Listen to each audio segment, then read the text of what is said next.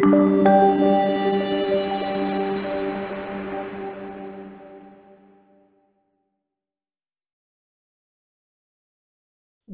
to a brand new episode of The Speaking Citizen. I am Mehru Jaffer. Today, my guest is historian SwapnaLiddle Liddle, who continues to write the history of different parts of Delhi in different eras. Her work involves extensive writing, heritage walks, and lectures that contribute to raising awareness of the historic importance of Delhi. Her latest book is Gardens of Delhi, co-authored with her sister Madhulika Liddle, and smashingly illustrated with lovely photographs by Prabhas Roy. Madhulika is with us today as well. She is a novelist, creator of Muzaffar Jung, the detective who had prowled around Delhi in the 17th century. Welcome to The Speaking Citizen, both of you today, Swapna and Madhulika. Thank you so much, Madhu. Thank you. Both of you live in Delhi in times of, unfortunately, very divisive politics, frayed inter-community relations, quarrels that are encouraged over our shared culture and history. How do two human beings in an atmosphere like this, also siblings, collaborate on projects like the lush book recently published called Gardens of Delhi? Tell me how citizens, when they unite and are friendly towards each other, there is so much more creativity around us. Swapna, you first. Of course, is never a problem because, we are sisters, we get along, we are on the same page a lot of the time. But I have been engaging on history and heritage with public at large for a long time. And I think what we need is more conversation. We need more conversations. And all my books are ultimately conversations because I'm a historian. I've done a PhD in history, but I've never been in academia. All my writing has been for general readership. All my public walks are a part of my attempts to raise awareness about the need to preserve historic sites, for people to get to know the city and historic sites better.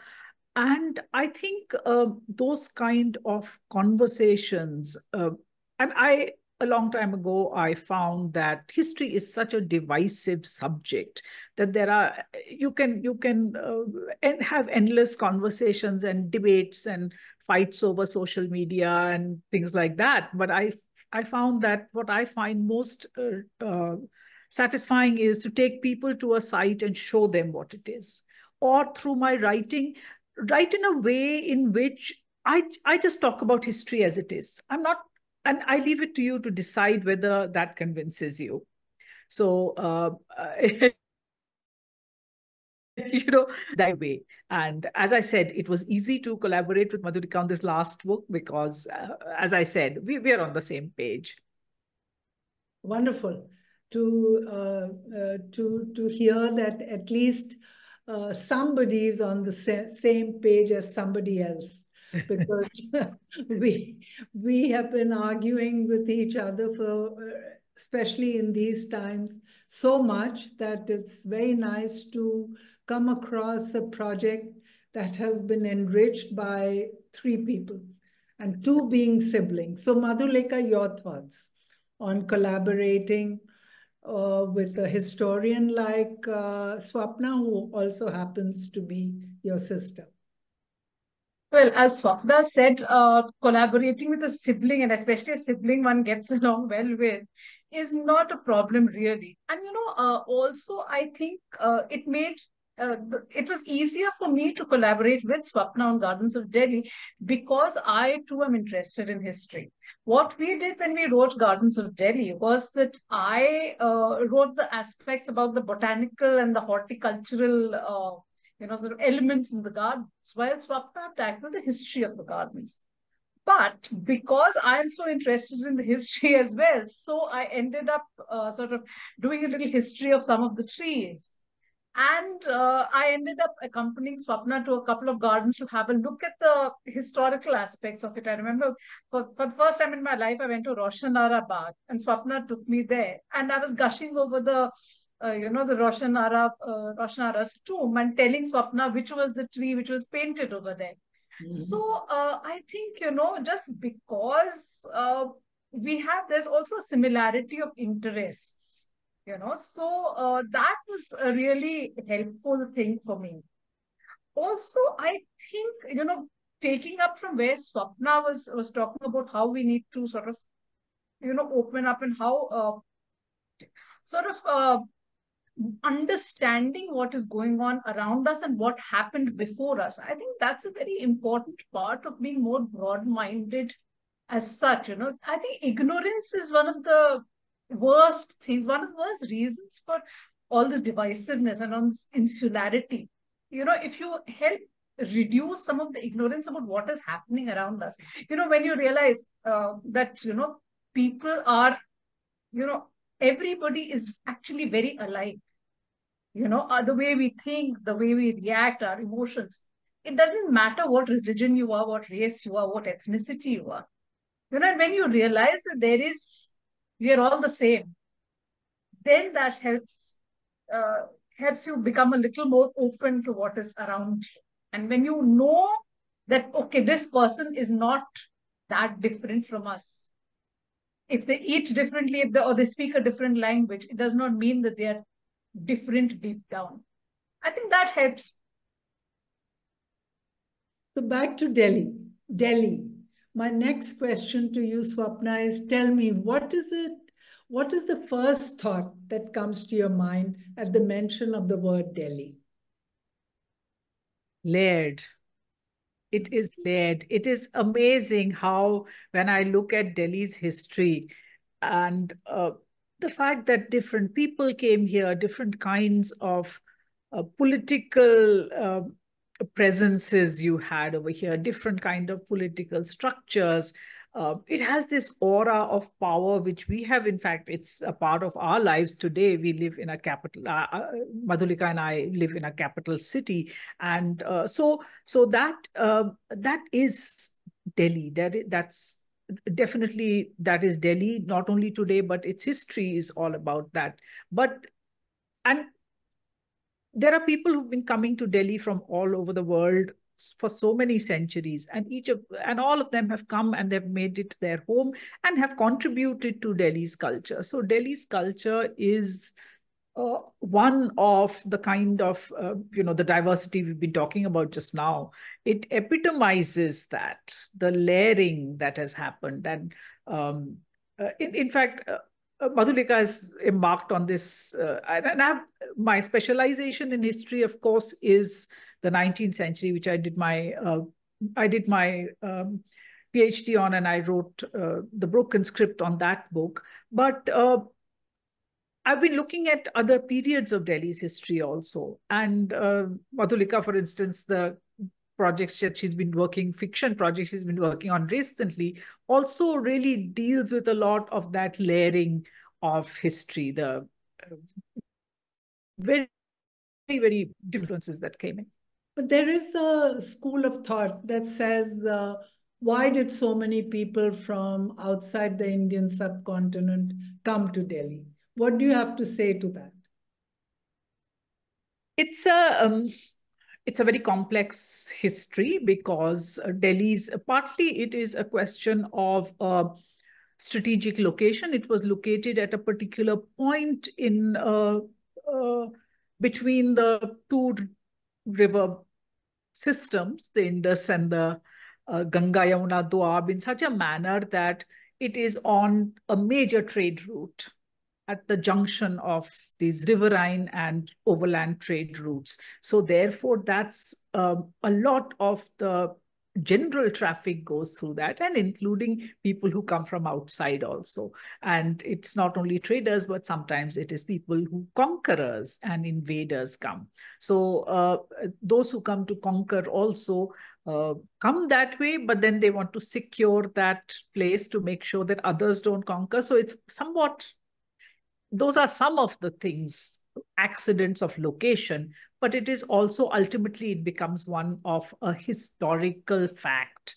Once Delhi becomes the capital of the Delhi Sultanate, empire, then what happens is that slowly this aura develops where people think that Delhi is the legitimate capital. And that's why later the Mughals also associate themselves with Delhi. In fact, Shah Jahan, even after many years in Agra, Shah Jahan decides that he will build another city in Delhi. The British also, after really staying in Calcutta for so long, they also decide that they will build a capital in Delhi, because Delhi still had that aura of power, which everybody wanted to tap into at some point. So the question or the wish that people from outside should not have come to Delhi has any meaning, or? Oh, that is, we would be so much poorer if they hadn't. Delhi Sultanate, these are the Delhi Sultanate, with Muhammad Ghori and all the others coming in, the Mughals coming in. These are what have made the India that we are today. And, again, I think one of the worst fallacies of historical understanding, and I'm not saying, I'm talking about in the popular imagination, no self-respecting historian would hold this view, is to not understand what is the difference between, say, the Delhi Sultanate, the Mughals, and on the other hand, the British as conquerors. Because whether it is all the dynasties which collectively make up the Delhi Sultanate or it is the Mughals, these were, yes, they were conquerors, but they came and they became a part of India. They did not rule India on behalf of a homeland outside its geography. They came, they became a part of India. All that they did, they lived here, they married into local families, they collected revenues. Of course, all rulers do that. They conquered lands, they collected revenues, but they spent it all here, right? So they were very much a part of the Indian, whatever India was. The British were very, very different. That's why British colonialism is a very different thing altogether. We had a situation where the country was being ruled by people who ultimately owed their allegiance to a power outside our borders, and they ruled on behalf of that outside power. So they were not of us. And of course, what happened was with 1947, the independence, the British up and leave. And that should tell us something. So it's absolutely wrong to say that the Sultanate should not have come. We can have scenarios of what if, but but we were much the gainers from this wonderful things that have happened in our history. So the same question to you, Madhulika. How would you describe Delhi means to you, a city that is almost a muse for you? If I had to describe Delhi in one word, I would say it's fascinating, because yes, the history and the layering of history which Swapna talks about, that is, of course, a huge part of it. And derived from that, I would also say the sort of the cultural, wealth which is Delhi. The sort of the flowering of architecture and art and even things like poetry, for instance. Right now, I'm writing the third book in a series which is called the Delhi Quartet. And it's a collection of, it's going to be 4 novels, which are all set against a backdrop of 800 years of Delhi's history, beginning with Muhammad Ghori's invasion. And each of these novels, I hadn't actually planned it, but it so happens that each of these novels so far has featured one important poet. So, and I'm writing the third novel. The first novel had Amir Khusro in it. The second novel has Kabir. Okay, he's not Delhi, but the my obsession with poetry goes on. And the third novel also has a poet in it. And I know the fourth novel, which is going to be, set in the 19th century, will have a lot of poetry. So yes, I think Delhi has this charm about it, this culture which goes beyond the sort of the brashness which we now associate with modern Delhi. And that is what I find really, really fascinating, because it's so rich. Combined with that, what I also really love about Delhi is the nature. And it comes through in my stories a lot, because I really find the sort of the plant and animal life around here very, very interesting.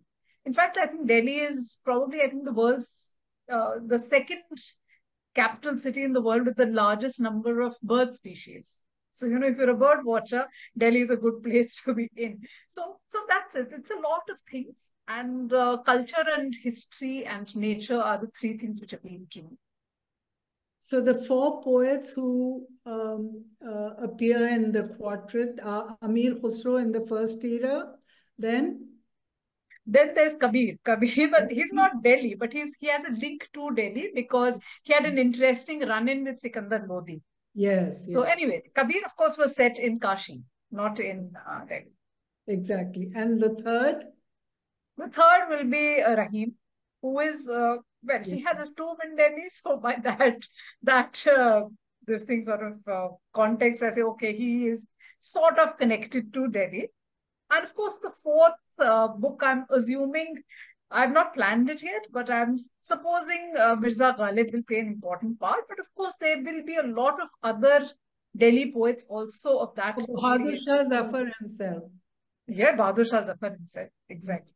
Is it a coincidence? Because this is also a kind of a critique of the academic. Is it a coincidence that all your 4 poets representing such a long history of Delhi have something to do with being Muslim or Islam? Is that a coincidence, or is that how do you explain? No, I don't think it's a coincidence. I think it is a coincidence, actually, because I suppose it's because of the sort of poetry which draws me in. Because even, see, among the Muslims also, it's not as if Kabir was extremely well liked. Kabir was he sort of lambasted both sides of the coin. So, I mean, the Muslims were against him and the Hindus were against him. And Rahim, if you look at him carefully, he besides his poetry also sort of mirrors Kabir's in a sort of way, in that sort of a very middle path. Plus, of course, Rahim also wrote Krishna Bhakti poems. So, I think that is, for me, what draws me to these people, all of them, Amir Khusro, Rahim, and Kabir, is that all of them have this I think there's a sort of Sufi mindset over there. It's a sort of, they don't, while they are Muslims themselves, they write in a way which appeals to sort of a broader audience. It's a way of life which is not really reflective of, I mean, it's not Orthodox Islam. So I think that is what draws me. It's more broad-minded, and that's what while I'm writing fiction, I'm trying to write fiction in a way that will sort of make my audience aware, make my readers aware of a syncretism which perhaps people don't think about. especially when people think of this very turbulent period, the start of the setting up of the Delhi Sultanate, and the sort of problems which might have arisen, that there was a Muslim, the ruler and the elite class were Muslim, whereas the bulk of the population would be. So I assume there would have been some amount of friction, but also to try and show that there might have been another aspect to it as well. So I wanted to show that. And I think Khusro's poetry and Kabir's is very much a part of that syncretism, or that, sort of let's live together in a sort of brotherhood. I think that is there. And all of them, what they have in common is they were all anti-establishment in some. Yeah. So back to Swapna. After having authored more than half a dozen books on the city already, what more do you plan to say about Delhi in the future? Well, at the moment, I'm taking a little bit of a break. So I don't know whether in the future there are more books that are coming up on Delhi. I suspect that, yes, there will be there. There will be people will be talking. Just because I'm known as somebody who writes about Delhi, a lot of my books have come as publishers approaching me with some project or the other. So I'm assuming that that might happen, but I don't have anything planned right now. So I might do something totally different, but I will surprise you with that later. But nothing on Delhi so far on the charts, but I continue to write small articles here and there. All that keeps happening, but no book have I planned yet. Wonderful. So look forward to the surprise. Madhulika, your character Muzaffar Jung is fascinating. My question is, why go back to the 17th century Delhi? What is it about that period that inspired you to give birth to the character of Muzaffar Jung? Why this name? Why did you choose this name, this profession assigned to Muzaffar Jung? Okay, I must give some background about this, because it wasn't as if I decided that I would write a detective fiction, and sort of put him in the 17th century. The fact of the 17th century came first. Actually, what happened was that when I was quite young, when I was a teenager, I read a historical detective novel that was by Robert Van Gulik. It's a Chinese detective called Judge D. I read one of those Judge D books and I was fascinated. And what happened was that over the years, all through my 20s, I read a lot of historical detective novels. And, they were like set in all sorts of places and all sorts of periods. So there was ancient Greece, ancient Rome, ancient Egypt. There was medieval Wales and England and Ireland, whatnot. And I was fascinated because I said, these people, they're writing really entertaining, really interesting detective novels. And yet you're getting a very wonderful feel of the history of a period. And that I thought it was a fascinating combination. But the problem was there was no Indian detective. And I said, that can't work, because India is such a vivid and such a fascinating history that I thought there really should be an Indian detective as well. And because there was none, I set out to invent one. And also, by that time, I had been living in Delhi for most of my life. So it seemed obvious that I would set a detective in Delhi.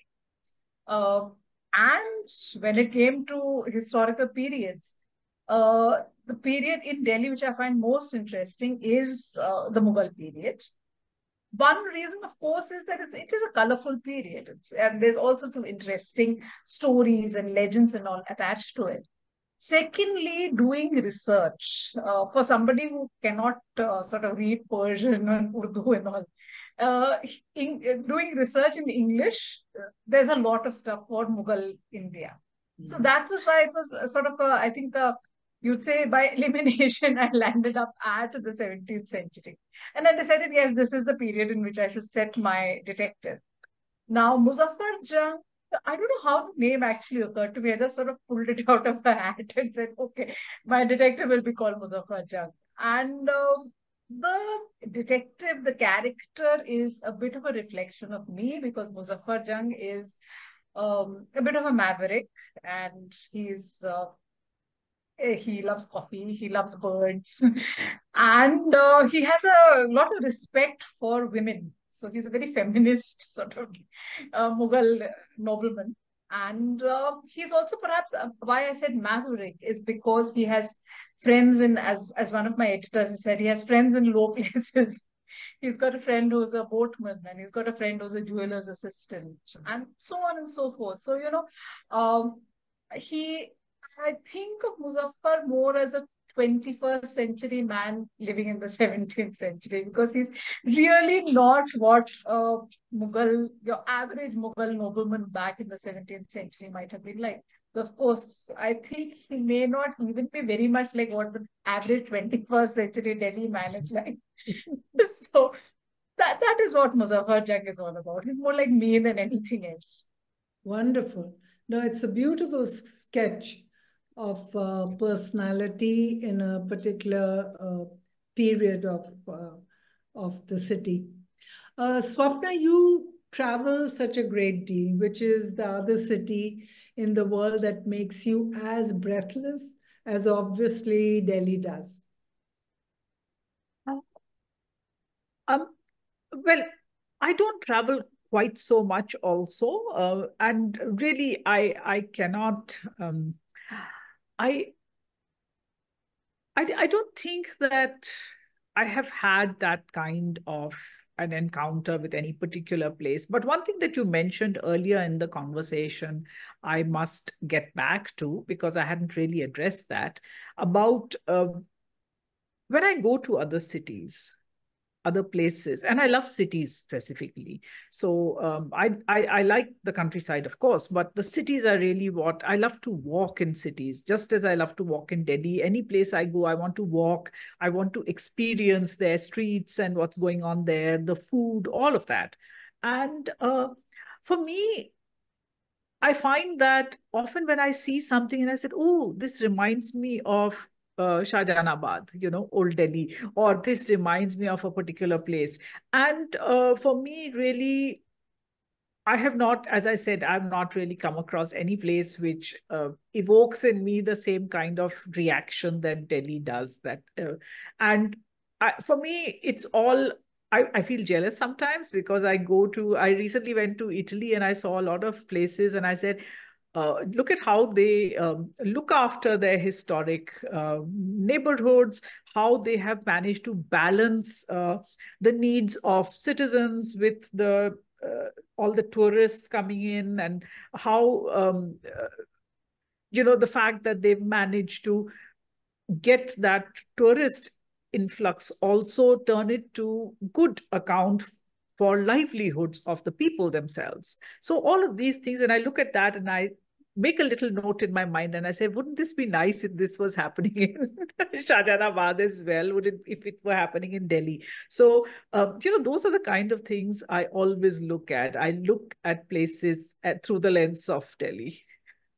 So what holds Delhi back, do you think, from becoming a hub of tourism in a really earning well through touristic activities? What do you think Delhi can do to make itself as good a competitor as any other tourist destination in the world? I think there's a lot that can be done in not only Delhi, but our country as a whole, too, when we talk about heritage tourism. And I think where, the kinds, first, I give examples, say, people come to Red Fort, but so many people who come and see Red Fort. And what happens is our government and tourist, whether it's the Archaeological Survey of India or its tourist departments and all, they think of monuments.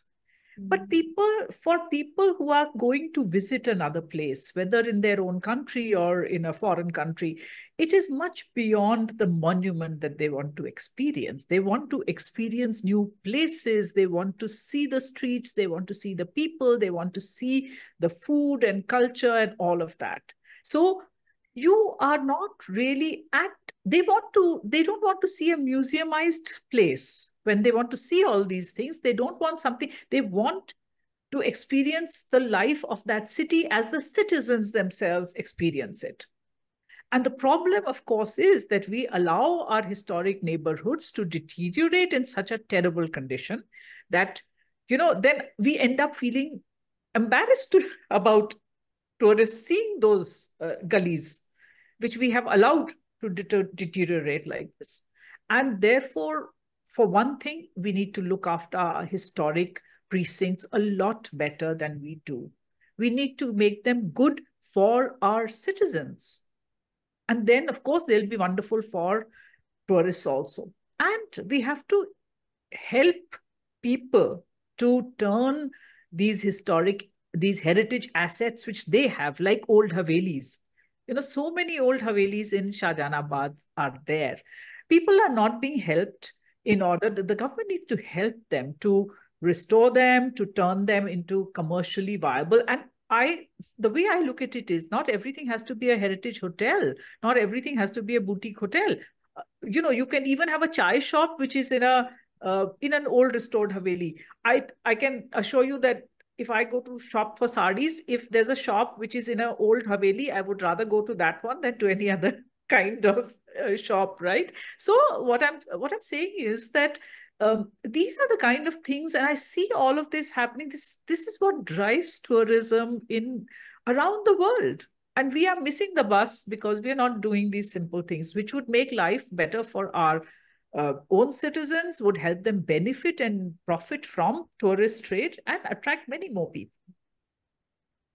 So, Madhulika, would it be an exaggeration to say that Delhi is perhaps going through the worst time today during its long history of existence? I don't. I would find because I imagine what it would be like to have lived through some of the worst times. Like last year around this time, I was putting the finishing touches to my second book in the Delhi Quartet, which is called An Unholy Drought. And from the name of the book, you can sort of understand what I'm talking about. It's set at the time of Akbar's ascension. When Humayun had just died and Akbar had ascended the throne. And then, of course, Akbar had sort of been kicked out by Hemu and was sort of fighting for his throne again. And all of this time, for 2 years, there had been this really bad drought in North India, at North and Western India. And, there are these horrible sort of chronicles of how the drought affected Delhi. And, there were instances of cannibalism and stuff like that. It was really bad. So I am not sure. I think that Delhi goes through these troughs and these, sort of peaks. So there are times when it's been in a wonderful situation, and there are times when it's been really bad. So there are people who would probably even now tell you that, oh, Delhi is in a wonderful place because there's so much infrastructure being built, there's so many flyovers being made, and so many skyscrapers are coming up. So I think that also comes into play, because which perspective are you looking at? For me, this is not a very nice time because we are destroying heritage, we are destroying nature, and we're sort of going mindlessly about it. Our governments don't seem to think, our private sector doesn't seem to think. And what we're doing is, for me, yes, I agree with you that this is not a very nice time. But there may be people who might think differently. And I suppose there have been times which have been pretty bad before as well. No, calling it the worst time is simply because it seems it's become so difficult for citizens even to breathe naturally. And that is unfortunate. But anyway, on this note, I would like to thank both of you for your time, for coming to be with us at The Citizen. And thank you so much for all that you've told us about Delhi. Thank you so much. Thank you. It's been a pleasure. Thank you. Bye.